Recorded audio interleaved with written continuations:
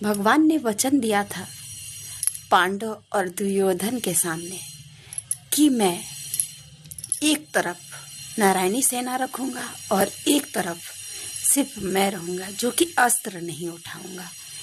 अगर आप दोनों की लड़ाई होती है तो एक तरफ जो मेरी नारायणी सेना होगी वो होगी और दूसरी तरफ सिर्फ अकेला मैं रहूंगा, जहां पर मैं कोई अस्त्र नहीं उठाऊंगा।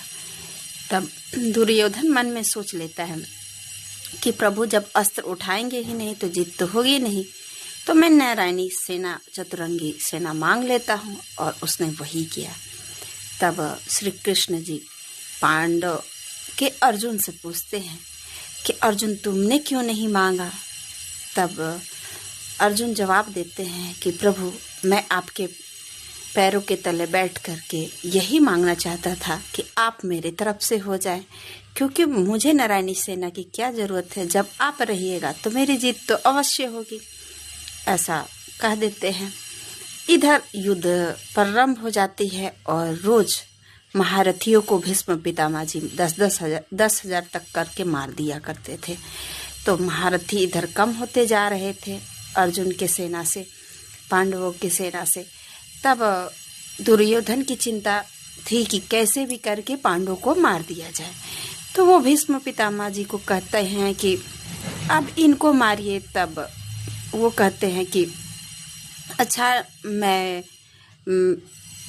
अभी इनको मार नहीं सकता, ये हमसे अगर कोई भी युक्ति पूछेंगे तो हम इन्हें बता भी सकते हैं।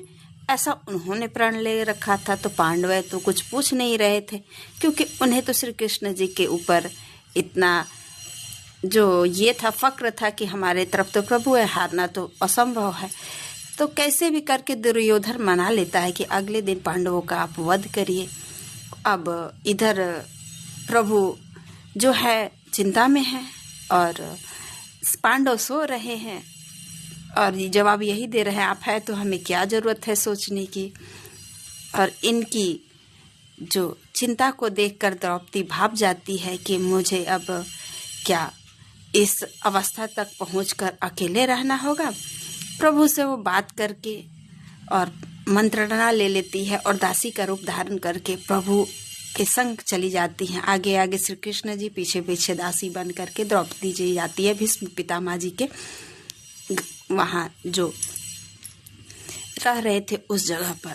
लेकिन जैसे ही द्रौपदी जी उस जगह पर जा रही होती हैं तो सब सोचते हैं कि दुर्योधन की पत्नी होंगी या फिर कोई होंगे, जिसके वजह से श्री कृष्ण जी के स्वयं साथ जा रहे हैं। तो कोई बिना तर्क किए हुए जाने देते हैं। भीष्म पितामह जी के गेट के सामने श्री कृष्ण जी रुक जाते हैं और अंदर सिर्फ और सिर्फ वहाँ पर द्रौपदी जी जाती हैं और द्रौपदी जी उनको प्रणाम करती हैं।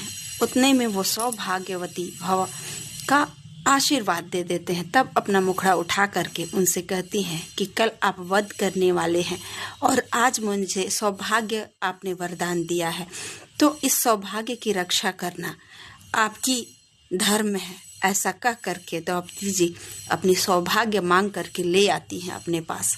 और वो वचन हार जाने के वजह से पांडवों का वध नहीं कर पाते हैं, खुद ही मृत्यु के सैया पर चले जाते हैं। तो वो प्रतिज्ञारत थे और उधर द्रौपदी जी को भी आशीर्वाद जो दे दिए थे, तो मुख की वचन तो मिट नहीं सकती थी। इसी वजह से लोग कहते हैं ना कि आशीर्वाद फलता है। दिल से निकली हुई आशीर्वाद जो है हर किसी के लिए बहुत ही लाभकारी, औषधि गुण युक्त होता है। तो जय श्री कृष्णा, राधे राधे। यह कहानी और जानकारी कैसी लगी, अच्छी लगे तो लाइक शेयर जरूर से करें।